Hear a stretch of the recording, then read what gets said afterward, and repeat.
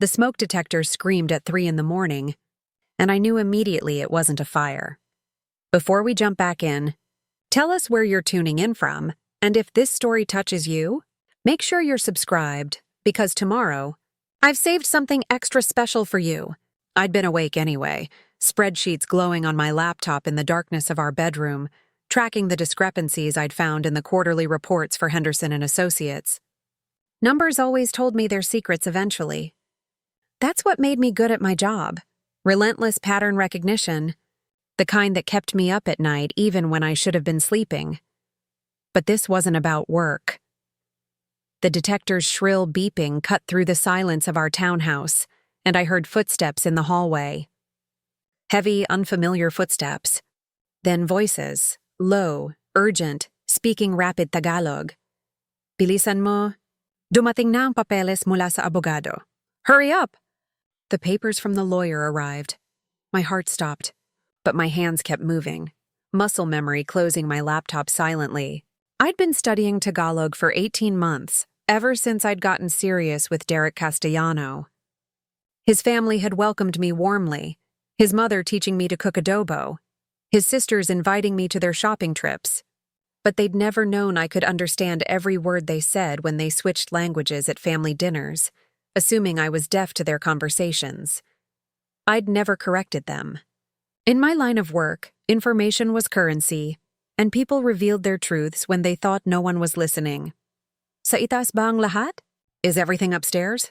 That was Derek's voice, sleep-roughened but alert. Too alert for someone supposedly knocked out by the sleeping pill I'd watched him take for his insomnia 2 hours ago. Hindi, may mga dokumento pa sa basement. Ang mga titulo ng properties na nakarehistro sa pangalan niya. No, there are still documents in the basement. The property titles registered in her name. My skin went cold. Properties in my name? I owned exactly one property, a small condo I'd bought fresh out of graduate school before I'd even met Derek. I slid out of bed, my bare feet silent on the hardwood floor. The smoke detector continued its piercing wail, the perfect cover for whatever was happening downstairs. Through the crack in our bedroom door, I could see shadows moving in the hallway, illuminated by the motion sensor lights. Tito, sigurado ka ba dito? Paano kung gumising siya? Uncle, are you sure about this? What if she wakes up? Hindi siya gigising. Nakita ko mismo na ininom niya ang wine. Tinripple ko ang dose. She won't wake up. I saw her drink the wine myself. I tripled the dose, the wine. The expensive Merlot Derek had poured for me at dinner, insisting I try it, saying he'd bought it special for our 6-month anniversary. I'd taken exactly 2 sips before claiming a headache and pouring the rest down the kitchen sink when he wasn't looking. Another habit from my work. Never consume anything I hadn't prepared myself when something felt off. And something had felt off for weeks now. Ang prenup. Nasaan? Where's the prenup? Nandito, pero hindi pa niya napipirmahan. Kaya kailangan nating mag-move ngayon, bago niya makita ang tunay na terms. It's here, but she hasn't signed it yet. That's why we need to move now, before she sees the actual terms. My mind raced through the implications, each revelation clicking into place like the tumblers of a lock I was picking. I'd been engaged to Derek for 3 months. He'd proposed on a sunset boat ride, tears in his eyes, talking about forever and building a life together. The prenup had arrived last week from his lawyer, a thick document I'd set aside, planning to review it this weekend with my own attorney. I was a forensic accountant. My entire career was built on untangling financial fraud, tracing hidden assets, exposing the schemes people thought they'd buried too deep to find. I'd testified in federal court, helped secure convictions for embezzlement, money laundering, securities fraud. I'd seen every trick, every scheme, every desperate attempt to hide money, and I'd somehow missed the con happening in my own home. Yung mga bank accounts, nakatransfer na ba lahat sa mga shell companies? The bank accounts. Is everything transferred to the shell companies already? Oh, natapos ko na kahapon. Lahat nakarehistro sa pangalan niya. Pero hawak natin ang actual control. Pagdating ng divorce, wala siyang makukuha kahit ano. Yes, I finished yesterday. Everything is registered in her name, but we hold the actual control. When the divorce comes, she won't get anything. Divorce. We weren't even married yet. The smoke detector finally fell silent, and in the sudden quiet, I heard more clearly. 3 distinct voices. Derek, his uncle Victor, and someone else I didn't recognize. Victor Castellano was Derek's favorite uncle, a real estate developer who'd made his fortune in property speculation. Loud, jovial at family gatherings, always with a joke and a slap on the back. He'd congratulated me warmly on our engagement, told me I was perfect for his nephew. Boss, nandito na ang notary, pero kailangan natin ng signature niya sa mga transfer documents. Boss, the notary is here, but we need her signature on the transfer documents. My blood turned to ice. A notary? At 3 in the morning? This wasn't just planning, this was execution. I moved to my dresser, pulling out clothes in the darkness, my hands steady despite the adrenaline flooding my system. Black jeans, dark shirt, my running shoes. I'd learned to dress for flight in my early days working fraud cases, when angry executives sometimes showed up at my office with threats. Always have an exit strategy. Always be ready to move. Paano mo siya papasign? Tulog na tulog siya? How will you get her to sign? She's completely asleep. Hawak ko ang kamay niya? I-guide ko lang. Hindi naman niya maalala bukas. Ang importante, legal ang signature para valid ang documents. I'll hold her hand and guide it. She won't remember tomorrow anyway. The important thing is the signature is legal, so the documents are valid. Forged signature. That was a felony. My professional mind cataloged the crime even as my personal world was crumbling. They were going to drug me, had already tried to drug me, and forge my signature on documents transferring assets I didn't even know I supposedly owned. This wasn't a simple con. This was sophisticated financial fraud, the kind that took planning, coordination, and practice. The kind that suggested Derek had done this before. How many other women? How many other fiancés had there been before me, each one carefully selected, romanced, and stripped of their assets? I grabbed my phone, silencing it completely before sliding it into my pocket. My laptop went into my leather messenger bag along with the portable hard drive containing all my work files and personal documents. My passport was in the safe in our closet. Our closet, I thought bitterly, as if we'd ever truly been an us. The safe's combination was my birth date. Derek had insisted on it, said it was romantic that we could both access it. Now I understood. He'd needed to be able to access my documents whenever I wasn't around. I spun the dial in the darkness, my fingers moving by touch and memory. The safe opened with a soft click that sounded like a gunshot in the quiet room. Passport, birth certificate, social security card, the title to my condo, my grandmother's jewelry, all the irreplaceable things I'd stored here for safety. May nakita ka na bang mga personal documents niya? Yung birth certificate, passport, lahat ng IDs? Have you found her personal documents yet? Birth certificate, passport, all the IDs? Nandito sa safe. Perfect. I-turn natin ito against sa kanya. Pag nawala ang identity documents niya, mas mahirap siyang makakagalaw. Here in the safe. Perfect. We'll turn this against her. If her identity documents go missing, it'll be harder for her to move. They were going to steal my identity documents, trap me in legal limbo while they executed whatever scheme they'd planned. It was brilliant, in a horrifying way. Without ID, I couldn't access my bank accounts, couldn't travel, couldn't even prove who I was to contest whatever documents they'd forged. I'd almost left these documents here. Almost climbed out the window and run, planning to come back with police. But that moment of hearing them discuss the documents saved me. In fraud investigation, we had a saying, the cover-up reveals the crime. They'd just revealed exactly how sophisticated this operation was. Everything went into my bag. I did a final sweep of the room, my eyes adjusted to the darkness, looking for anything else that mattered. My laptop backup drives from the closet shelf, the USB stick with my encrypted password vault, the folder of my professional certifications. Sige, patayin na natin ang alarm system completely. Tapos kunin natin siya from the bedroom. Yung wheelchair nasa garage? Okay, let's disable the alarm system completely. Then let's get her from the bedroom. The wheelchair is in the garage? Wheelchair. They'd bought a wheelchair. They'd planned this thoroughly enough to have props ready, to have a story prepared for moving an unconscious woman through her own home at 3 in the morning. What would they have told neighbors if anyone saw? A medical emergency? Poor Sophia, they'd say, shaking their heads. So sad what happened to her. What had they planned to happen to me? Preparing and narrating this story took us a lot of time, so if you are enjoying it, like this video, it means a lot to us. Now back to the story. I pushed the thought aside. Time for analysis later. Right now I needed to move. Our townhouse was a corner unit, 3 stories with my office on the top floor. I'd loved this place when Derek and I moved in together 8 months ago. Loved the natural light, the exposed brick, the small balcony off the master bedroom where I'd drink coffee in the mornings. That balcony was my exit now. I eased the bedroom door closed, locking it from the inside. It would buy me maybe 3 minutes when they came looking. 3 minutes was enough. The balcony door slid open silently. I'd oiled the tracks myself just last week, tired of the squeaking. One of those small domestic tasks that now felt absurdly significant. I'd been playing house while they'd been planning heist. The balcony overlooked a narrow service alley, 20 feet down to a dumpster and recycling bins below. Not a clean drop, but manageable. I'd rock climbed in college, still hit the climbing gym twice a week.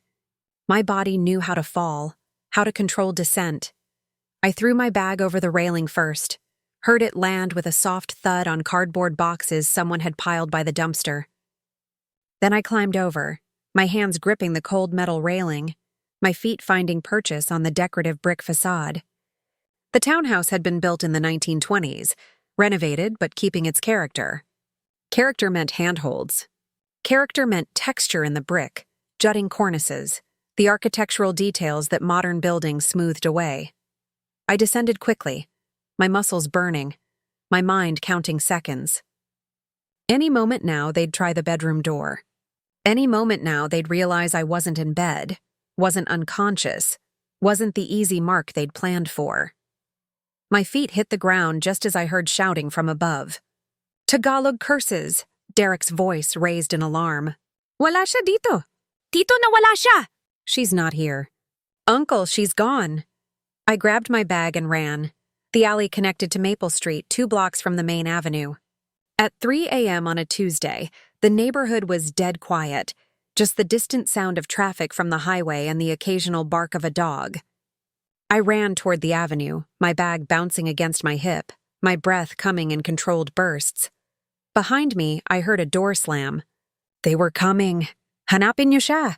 Hindi siya pwedeng makaalis dito. Find her. She can't leave here. I had a 2-minute head start, maybe less. I knew this neighborhood. I'd jogged these streets every morning for 8 months.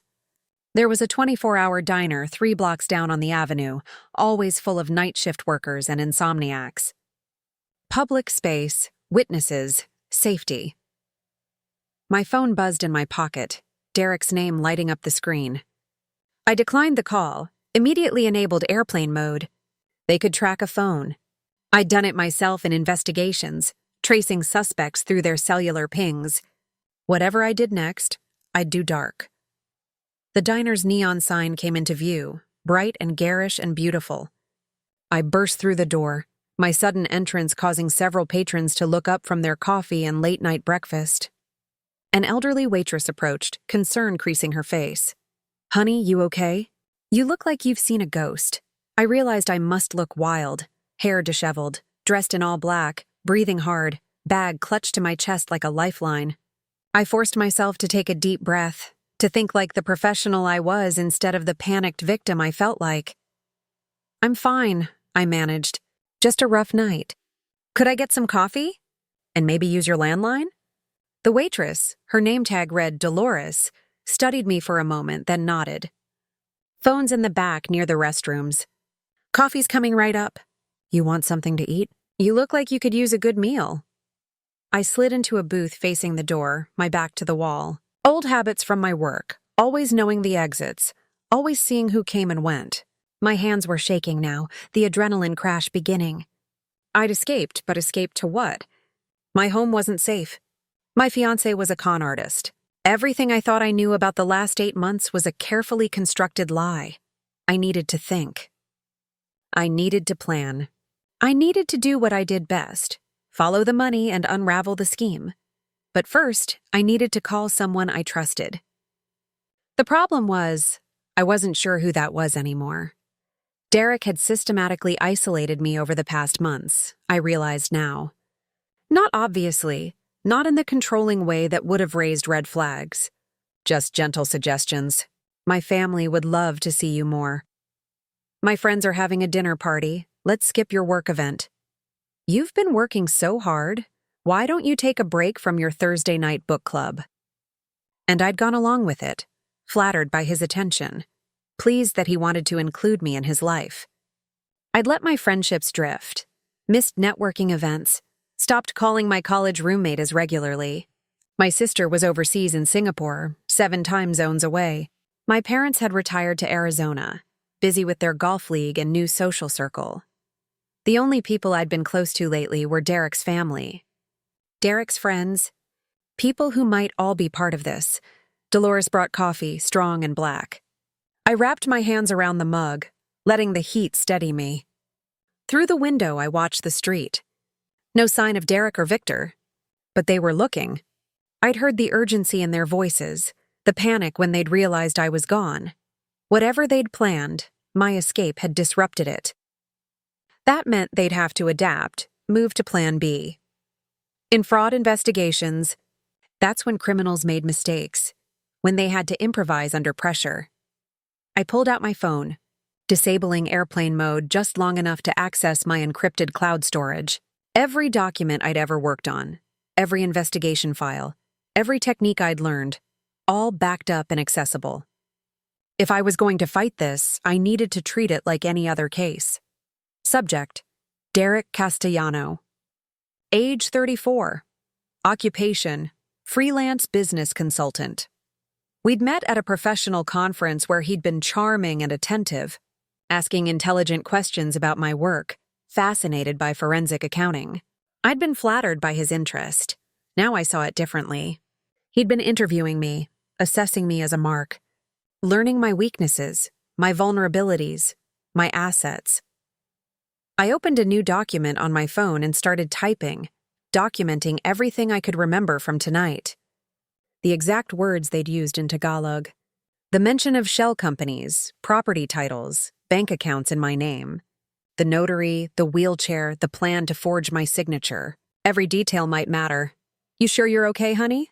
Dolores was back, sliding a plate of scrambled eggs and toast in front of me. I didn't order, I started, on the house. You look like you need it more than you need coffee. The kindness nearly undid me. I felt tears pricking at my eyes, the careful control I'd maintained starting to crack. Thank you, I whispered. She patted my shoulder. Whatever you're running from, you're safe here. I've been working this shift for 30 years. I've seen it all. You need the phone? I nodded. In a minute. I just need to think first. Who could I call? My boss, Margaret Chen, would believe me. We'd worked together for 6 years and she trusted my judgment. But it was 3:30 a.m. Calling her now would require explanations I wasn't ready to give. Admissions that I'd been spectacularly deceived in my personal life while building a career on seeing through deception. The police? And tell them what? That I'd overheard my fiancé speaking in another language about moving assets? That I'd run because I felt threatened? They'd ask why I didn't confront him, why I'd fled my own home. They'd see a domestic dispute, not financial fraud. And without proof, without documentation, it was my word against his. I needed proof. I needed to understand the scope of what Derek and his uncle had planned. I needed to do what I always did, follow the money and build an airtight case. But I also needed immediate safety. I couldn't go back to the townhouse. I couldn't access most of my assets if they'd already started moving money around. I needed time and space to investigate, and I needed to stay hidden while I did it. My mind went to Jenna Park, a former colleague who'd left forensic accounting to start her own private investigation firm. We'd stayed friendly, occasionally meeting for drinks and swapping war stories. She'd understand the situation and, more importantly, she'd have resources, safe houses, secure communications, connections to attorneys who specialized in financial fraud. I found her number in my contacts and moved to the payphone in the back. Old school, untraceable. Jenna answered on the third ring, her voice alert despite the hour. This better be life or death, she said, but there was no heat in it. It's Sophia Martinez. I need help. Something's happened. The sleep vanished from her voice immediately. Are you safe? Where are you? For now. I'm at a diner, but Jenna, I need somewhere secure to stay. And I need to hire you. Hire me for what? I took a breath, saying it out loud for the first time. To investigate my fiancé. I think he's been running a long con, setting me up for financial fraud. Tonight I overheard him and his uncle planning to forge my signature on documents. Something about properties in my name, shell companies. They tried to drug me. There was a pause. Then, give me the address. I'll be there in 20 minutes. Don't talk to anyone. Don't use your credit cards. Don't turn your phone back on. Just wait. The line went dead. I returned to my booth, my coffee now lukewarm, the eggs congealing on the plate. But I forced myself to eat. I needed to stay sharp, stay strong. There would be time for falling apart later. Through the window, a dark sedan cruised slowly past. My heart jumped, but it kept going, didn't stop. Still, I'd been spotted. This diner wasn't safe for long. I pulled out a small notebook from my bag, the one I always carried for work, for jotting down observations and details. I started mapping what I knew, creating a timeline of my relationship with Derek, looking for patterns I'd missed. We'd met at the National Association of Forensic Accountants conference in Chicago, 11 months ago. He'd approached me after my panel on tracing cryptocurrency and fraud cases, said he was interested in the field, asked insightful questions. We'd gotten coffee, then dinner, then spent the whole weekend talking between sessions. Red flag 1. He'd been at a forensic accounting conference but had no professional connection to the field.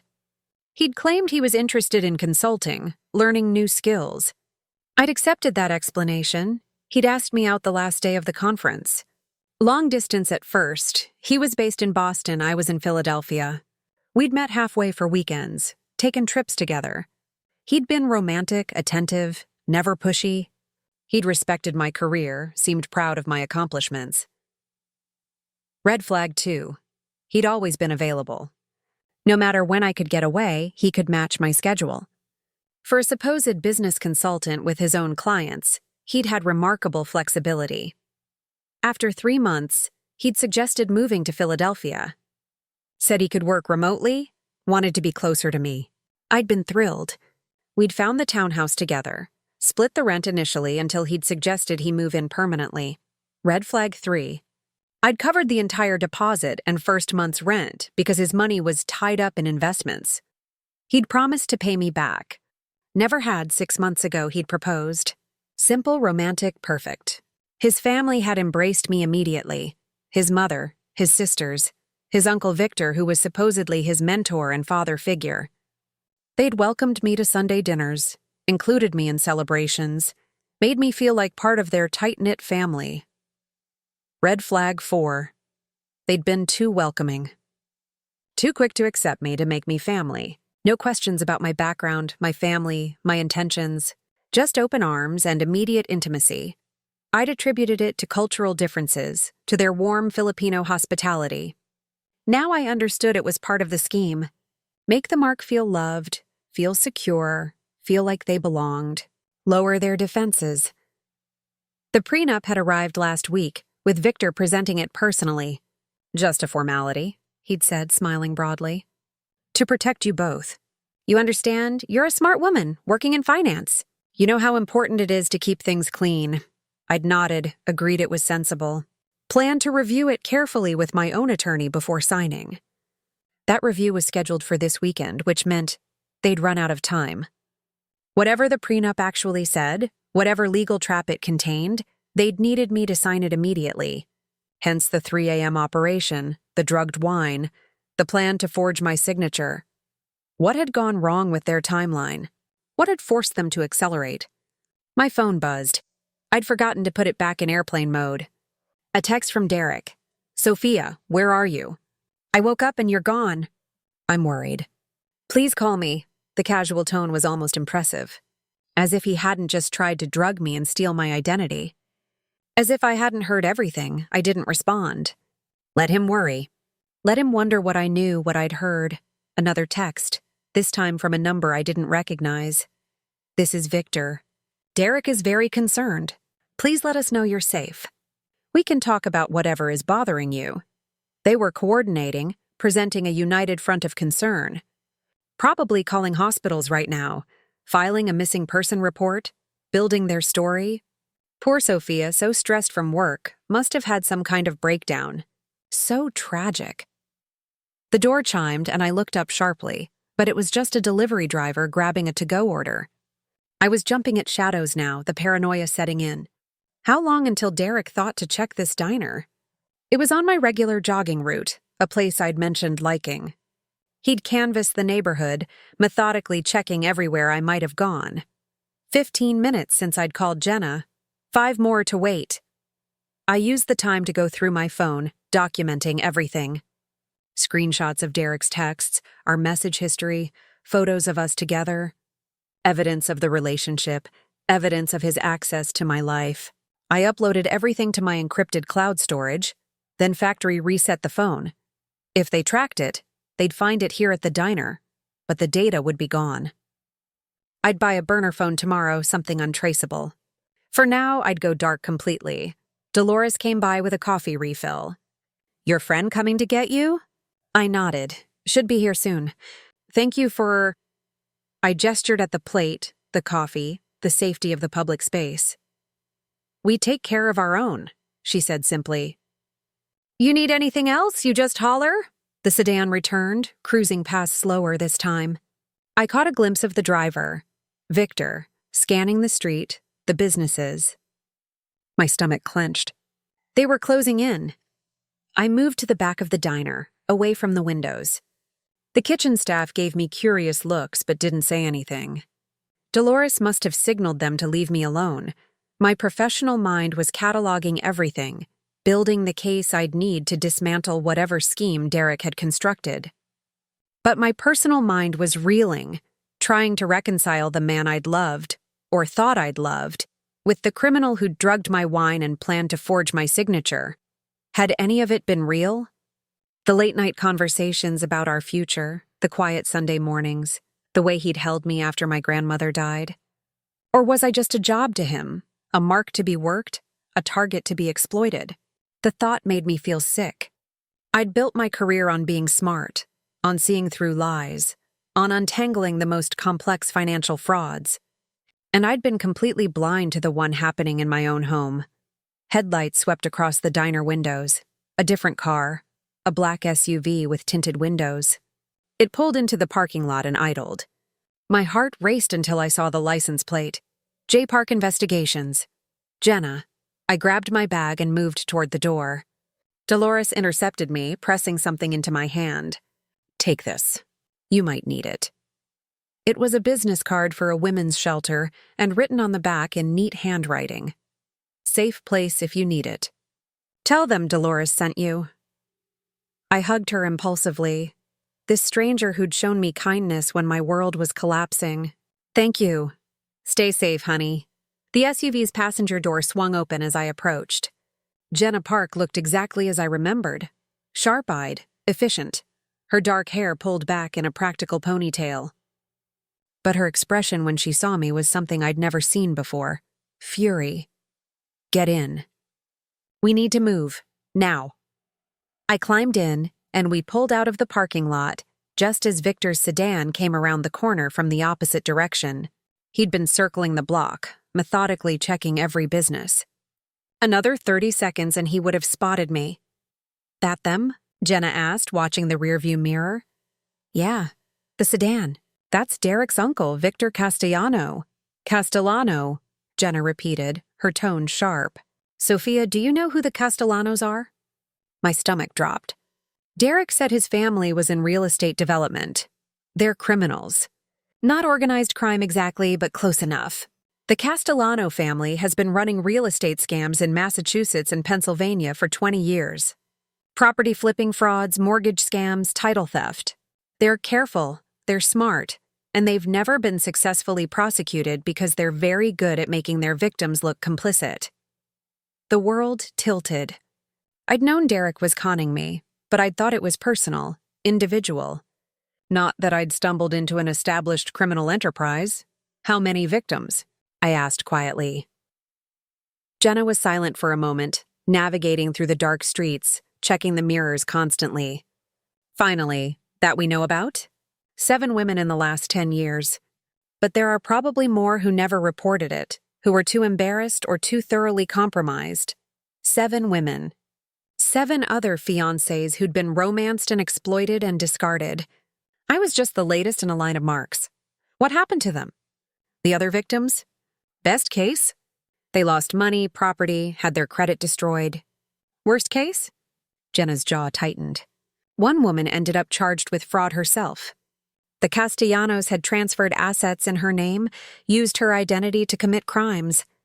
She did 3 years in federal prison before her conviction was overturned, and by then the real criminals had moved on to their next target. I closed my eyes, seeing exactly how it would have played out. Wake up tomorrow with no memory of the night, find myself legally responsible for properties and debts I'd never actually controlled, discover I'd signed documents I never saw. And if I tried to fight it, my own signature on legal documents would condemn me. It was brilliant and horrifying. How did you escape? Jenna asked. They're usually very careful about the timing. I didn't drink enough of the wine. And I speak Tagalog. They didn't know I could understand them. Jenna let out a low whistle. So you heard them planning it. That's good. That's evidence we can use. It's just my word. No, it's more than that. Because you heard it, you knew to run, and you ran before they could execute. Which means everything they planned is still in motion, still traceable. The shell companies exist. The property titles have been filed. The bank accounts have been opened. They've already committed multiple crimes and the evidence is all still there, waiting for us to find it. Hope flickered in my chest. We can prove it. We can absolutely prove it. But Sophia, you need to understand, this won't be easy. The Castellanos are connected. They have good lawyers, they have political ties, and they're very, very good at intimidation. Going after them means going to war. I thought about the other 7 women. About the one who'd gone to prison for crimes she didn't commit. About whatever victims I didn't know about, who'd suffered in silence. I'm a forensic accountant, I said quietly. Financial fraud is literally what I do. If anyone can build a case against them, it's me. Jenna smiled, fierce and approving. That's what I was hoping you'd say. Because I've been wanting to nail these bastards for years. And I've never had a victim willing to fight back who also had the skills to help me do it. We drove in silence for a while, leaving the city behind, heading toward the suburbs. Finally, Jenna pulled into the driveway of a modest colonial house in a quiet neighborhood. Safe house, she explained. One of several I keep for clients who need to disappear for a while. It's registered to a shell company, utilities are paid automatically, and it's got security cameras covering all approaches. You'll be safe here while we work. Inside, the house was simply furnished but comfortable. Jenna led me to a dining room she'd converted into a war room. Whiteboards on the walls, computers and monitors on the table, filing cabinets full of documents. This is everything I have on the Castellano family, she said, gesturing at the files. I've been building this case for 3 years, ever since I interviewed one of their victims. But I've never had enough evidence to make charges stick. They're too careful, too good at covering their tracks. I set my bag down and looked at the files, my professional instincts kicking in. Tell me everything.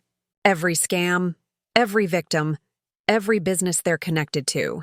If I'm going to take them down, I need to understand their whole operation. Jenna pulled out a thick folder. Better get comfortable. This is going to take a while. As she began walking me through the Castellano family's history, I felt something settle in my chest. Not quite peace, not yet, but purpose. They'd tried to make me a victim. Instead, they'd given me a mission. I was going to destroy them. Methodically, legally, completely. I was going to expose every scheme, trace every hidden asset, prove every fraud. And when I was done, the Castellanos would face everything they'd inflicted on their victims. Derek thought he'd chosen an easy mark. A woman successful enough to be worth conning, but naive enough to fall for his charm. What he'd actually done was recruit his own nemesis. Tomorrow, the real investigation would begin. Tonight, I memorized every detail Jenna shared, building a mental map of the criminal enterprise I'd unknowingly become engaged to.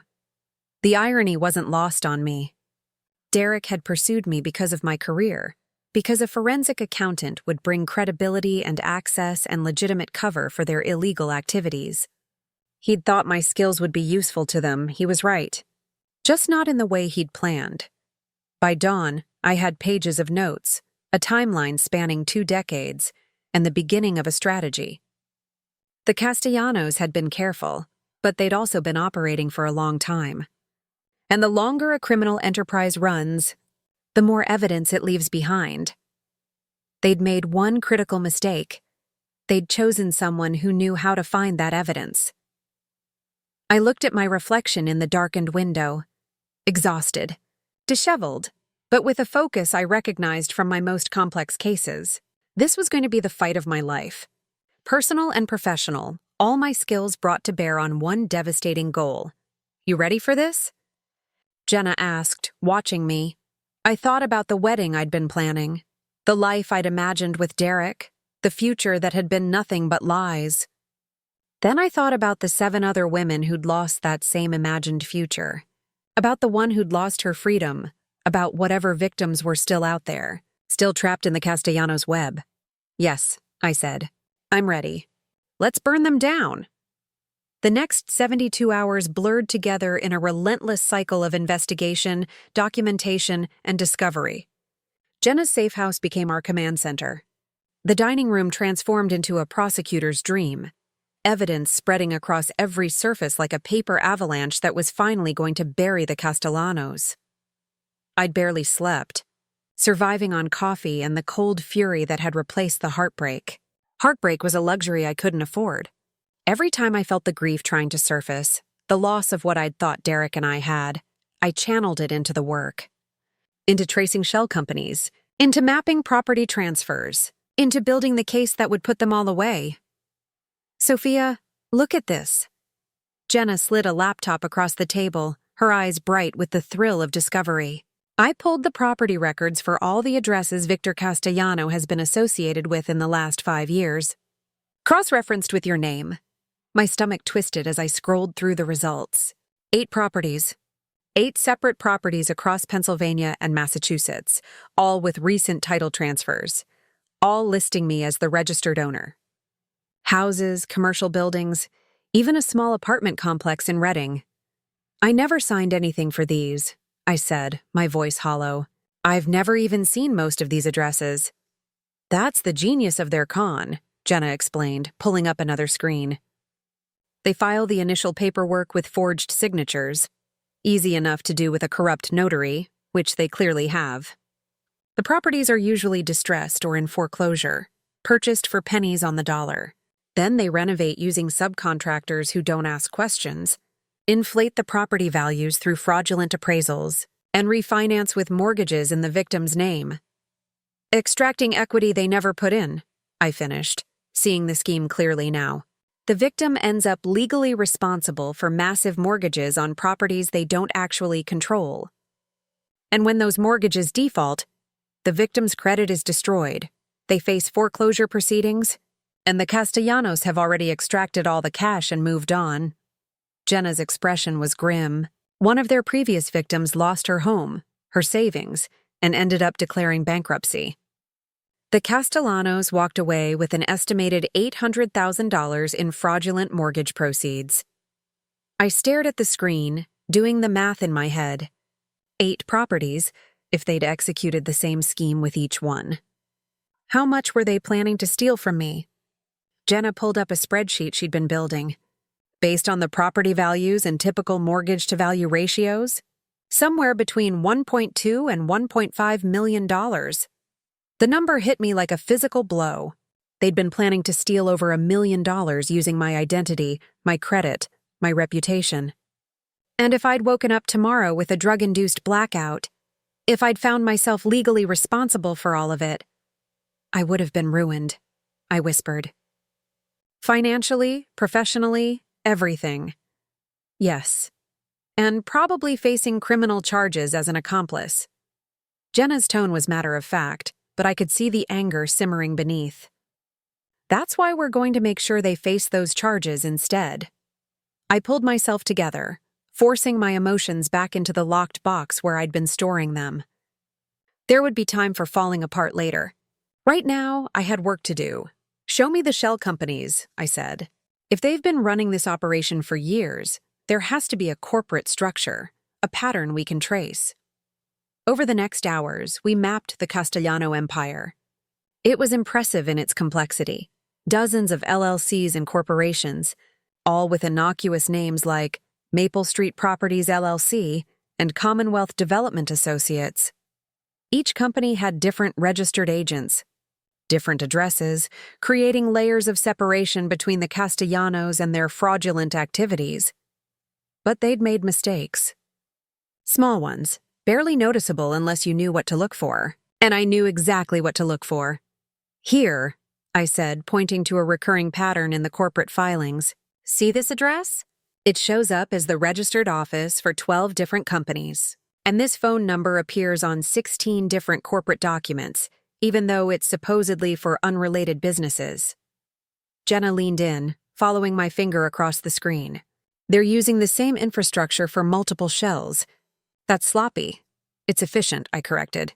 They probably thought no one would ever look at all these companies together, see the connections. Each individual company looks legitimate. It's only when you map the whole network that you see the pattern. And we were mapping the whole network. Every shell company, every property transfer, every mortgage application. I was building a forensic diagram that would show exactly how the scheme worked, how money flowed through the corporate structure, how victims were exploited and assets extracted. This was what I was good at. This was what I'd trained for, following the money through mazes of corporate obfuscation, finding the truth buried in financial records. The Castellanos had built an impressive maze, but I was better at solving them than they were at building them. My phone, the new burner Jenna had given me, buzzed. A message from an unknown number. Sophia, please. We need to talk. This is all a misunderstanding. I love you. Derek, I showed it to Jenna. She snorted. Classic. The concerned fiancé angle? They're probably trying to track this number, too. Let them try. I typed back a single message. I know everything. About the properties, the shell companies, all of it. And I have evidence. The response came within seconds. What are you talking about? Sophia, you're not making sense. Please, let me help you. I didn't reply. Let him sweat. Let him wonder exactly what I'd discovered, what I could prove. Uncertainty was a powerful weapon in interrogation. I'd seen it used effectively in fraud investigations. Suspects who didn't know what evidence existed often made crucial mistakes trying to determine how much trouble they were in. We need to move on the bank accounts, I said, turning back to our investigation.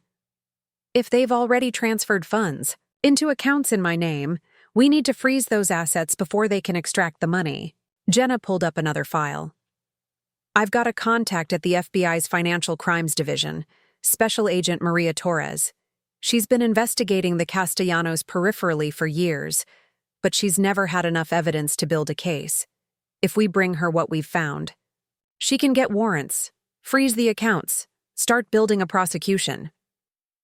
We looked at each other, the same realization hitting us simultaneously. We had enough. After 3 days of relentless investigation, we actually had enough evidence to bring the Castellanos down. We should call her now, Jenna said. I nodded, but first I needed to do one more thing. I pulled up the file on the Castellanos' previous victims, the 7 women whose lives they'd destroyed. I needed to see their faces, understand their stories. They deserved justice, too.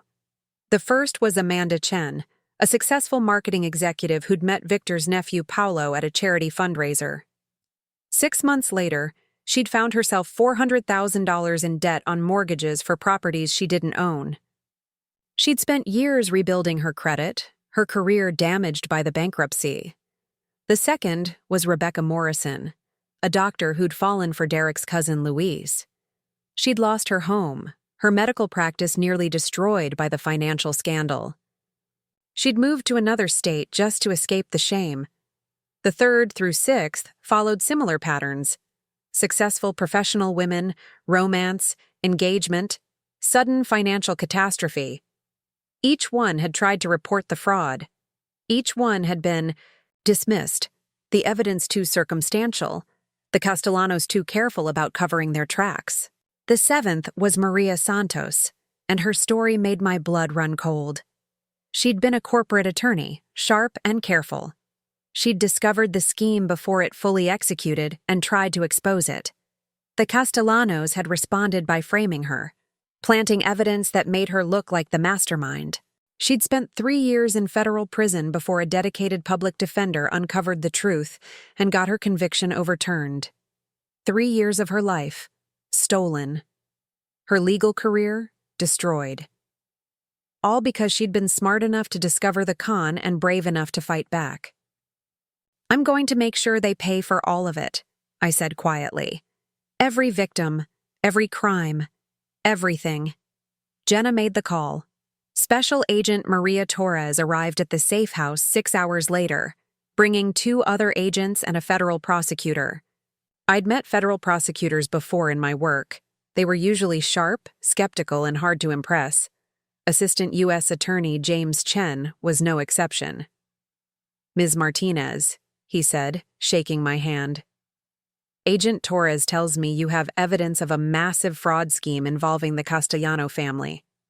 I'll be honest, we've looked at this family before. They're careful. Very careful. What makes you think you have something we can prosecute?"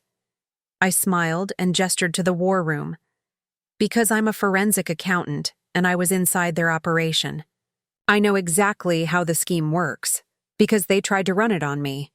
For the next 4 hours, I walked them through everything. The corporate structure, the property records, the forged documents, the pattern of previous victims. I showed them the financial flows, the connections between shell companies, the evidence of systematic fraud. Agent Torres leaned back in her chair, a slow smile spreading across her face. "This is it. This is what we've needed. Ms. Martinez, this is the most comprehensive financial analysis of the Castellano operation I've ever seen." "Can you prosecute?" I asked. AUSA Chen was studying my diagrams, his skepticism melting into something like awe. "Wire fraud, bank fraud, identity theft, mortgage fraud, conspiracy. We can prosecute on at least 15 federal charges. And with your testimony, with this documentation," he looked up at me, "we can finally take them down." "All of them?" I pressed. "Derek, Victor, everyone involved in the operation?" "Everyone," Torres confirmed. "The notary who forged documents, the appraisers who inflated values, the mortgage brokers who processed fraudulent applications. The whole network." Relief and vindication surged through me. "How long before you can arrest them?" "We'll need to verify some of this evidence, cross-reference with our own records. But if everything checks out, and I believe it will, we can have warrants within 48 hours. "They're probably running," Jenna interjected. "Sophia escaped 3 days ago. They know she's out there, know she might have discovered something. They're going to be preparing to disappear." Torres nodded. "All the more reason to move fast. Ms. Martinez, I need you to walk us through everything again, formally. We'll record your statement, and then I need you to stay available. You're going to be our star witness." The formal statement took another 6 hours. Every detail of my relationship with Derek, every observation I'd made, every piece of evidence I'd compiled. They recorded it all, documented everything, built the foundation for their prosecution. By the time we finished, it was past midnight. I was exhausted, running on fumes and determination. But Agent Torres had one more question. Ms. Martinez, are you prepared for what comes next? The Castellanos will hire expensive lawyers. They'll attack your credibility, claim you're a jilted fiancé making false accusations. The trial could take months, maybe years, and they might try to intimidate you. I thought about Amanda, Rebecca, Maria, and all the others. About the lives destroyed, the trust betrayed, the justice delayed. I'm prepared, I said. I've built my career on exposing financial fraud. This time it just happens to be personal. Torres smiled. Good, because we're going to need that steel. The arrests happened 36 hours later. I watched the news, coverage from Jenna's safe house, seeing Derek led out of our townhouse in handcuffs, Victor taken from his office building, a dozen others rounded up in coordinated raids across 2 states. The news anchors called it one of the largest mortgage fraud rings in Pennsylvania history. The FBI estimated the total fraud at over $12 million across a decade of operations. My case had been their most ambitious yet, and my escape had unraveled the entire enterprise. My phone, the burner, rang. Agent Torres. We got them all, she said, satisfaction evident in her voice. And Ms. Martinez? You should know. When we searched Victor's office, we found a whole folder on you. They'd been planning this con for over a year before Derek even approached you at that conference. They'd researched you extensively, knew exactly what to say, how to manipulate you. This wasn't random. You were specifically targeted. The revelation should have hurt more. Instead, it crystallized something for me. Because of my job, because a forensic accountant would give them credibility, access to financial systems, legitimacy they'd never had before. Exactly. You weren't just a victim, Ms. Martinez. You were going to be their key to going even bigger. They had plans for a nationwide operation using your credentials. After she hung up, I sat in the quiet safe house, processing everything. They'd studied me, stalked me, crafted an entire fake persona designed to exploit my specific vulnerabilities. Every moment of our relationship had been calculated, performed, a long con aimed at destroying my life and using the pieces to build their criminal empire. But they'd miscalculated. They'd chosen someone with the exact skills needed to dismantle their operation. They'd pursued a forensic accountant without considering that forensic accountants were very, very good at exposing fraud. The trial took 8 months. I testified for 3 days, walking the jury through the complex financial schemes with the same clarity I'd brought to my professional work. The defense attorneys tried to rattle me, suggested I was vindictive, claimed I'd misunderstood innocent business dealings. I calmly, methodically, destroyed every argument with documentation, financial records, and expert analysis. I showed the jury exactly how the Castellanos had operated, how they'd victimized multiple women, how they'd planned to do the same to me. The previous victims testified too. Amanda, Rebecca, Maria, all 7 women who'd been brave enough to come forward to face their attackers in court. Their testimony was powerful, showing the pattern, demonstrating that this wasn't an isolated incident, but a systematic criminal enterprise. When the verdicts came in, I was sitting in the gallery with Jenna and the other victims, guilty on all counts. Derek, Victor, and 9 others convicted of multiple federal felonies. Sentencing would come later, but we all knew they were going to prison for a long time. Maria Santos cried when she heard the verdict. After 3 years of her life stolen, she finally had vindication. Amanda hugged me, whispering "thank you" over and over. Rebecca just smiled, the relief evident on her face. "You did it," Jenna said as we left the courthouse, cameras flashing as reporters shouted questions. "You took them down." "We did it," I corrected. "All of us." That night, I returned to the townhouse for the first time since I'd escaped through the balcony window. The FBI had cleared it, removed all their evidence. It looked exactly as I'd left it.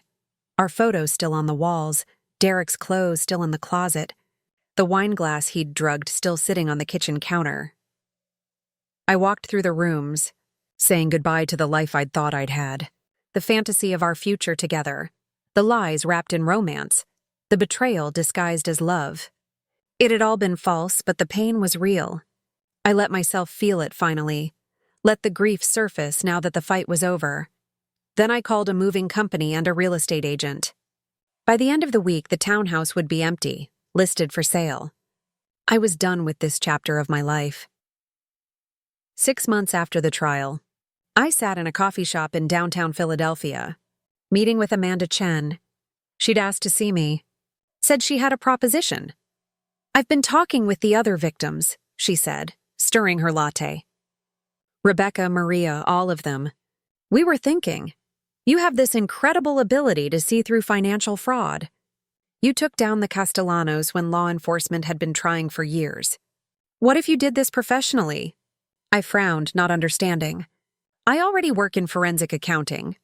Not for corporations investigating their employees," Amanda interrupted. "For victims. Specifically for victims of romantic fraud. There are thousands of people out there being conned by partners and fiancés, losing money to people they trust. They need someone who understands the schemes, who can build cases, who can expose the fraud before it destroys them." I sat back, the idea taking root. A specialized practice. Romantic financial fraud. Exactly. You'd be independent, set your own cases, help people who are where you were, where we all were. Amanda leaned forward. "Sophia, you're uniquely qualified for this. You understand the emotional manipulation and the financial crime. You can help people who might not even realize they're being victimized." The more I thought about it, the more it made sense. I'd been planning to return to my old job, but the idea of desk audits and corporate compliance felt hollow after everything I'd been through. This would be meaningful work, helping people, preventing the kind of devastation the Castellanos had inflicted. "I'd need investigators," I said slowly, my mind already working through the logistics. "Legal support. A network of contacts in law enforcement. Jenna's already agreed to partner with you," Amanda said, smiling. "And Maria wants to provide legal counsel once she finishes her reinstatement process. We've all talked about this, Sophia. We want to help you build this." That was how Martinez Financial Investigation Services was born. Within a year, I had a small team and a growing reputation. Victims of romantic fraud sought us out, recommended by attorneys and law enforcement. We helped them expose cons, recover assets, and build cases for prosecution. Some cases were simple, boyfriend borrowing money and disappearing. Others were complex schemes rivaling what the Castellanos had attempted. Each time, I brought the same relentless focus, the same methodical analysis, the same determination to expose the truth. Derek was sentenced to 15 years in federal prison. Victor got 20. I didn't attend the sentencing hearing. I'd already moved on, building something meaningful from the wreckage of their con. 2 years after my escape through the balcony window, I sat in my office reviewing a new case. A woman had contacted us, concerned about her fiancé's financial behavior. Something felt off, she said, but she couldn't quite identify what. I knew that feeling. I'd experienced it myself, that subtle unease when things don't quite add up, when the person you love doesn't quite match the image they present. "Tell me everything," I said, opening a new case file. "Start from the beginning." As she talked, I listened for the patterns, the red flags, the signs I'd learned to recognize. And I knew that whatever scheme her fiancé was running, we'd uncover it. We'd expose the truth. We'd protect her from the fate I'd barely escaped. The work was hard. Each case meant reliving aspects of my own betrayal, confronting the reality that people used love as a weapon, trust as a tool for exploitation. But it was also deeply satisfying, knowing I was preventing others from experiencing the devastation that had nearly destroyed me. Sometimes, late at night in my new apartment, smaller than the townhouse, but truly mine, I thought about Derek, about the smoke detector that had saved my life by waking me before the drugs fully took effect, about the Tagalog I'd learned trying to connect with his family, never imagining it would become the key to my survival. About the moment I'd realized the man I loved was planning to destroy me, and decided to destroy him first. I didn't regret falling for the con. It had taught me things about myself, about my strength, my resilience, my capability to fight back even when the odds seemed impossible. It had led me to work that mattered, that helped people, that turned my worst experience into my greatest purpose. And every time we closed a case, every time we exposed a fraud and protected a victim, I thought about the 7 women who'd come before me. About Maria Santos, who'd survived 3 years in prison. About all the victims who'd never gotten justice. We were getting justice now. One case at a time, one exposed fraud at a time, one protected victim at a time. My phone buzzed. A new client inquiry. I smiled and opened the email, ready to begin another investigation. The Castellanos had tried to make me a victim. Instead, they'd created their worst nightmare. Someone who understood their methods, who had the skills to fight back, and who dedicated her life to exposing people exactly like them. I was Sofia Martinez, forensic accountant and professional conbuster, and I was just getting started. The end up next, you've got 2 more standout stories right on your screen. If this one hit the mark, you won't want to pass these up. Just click and check them out. And don't forget to like, subscribe, and turn on the notification bell so you don't miss any upload from us.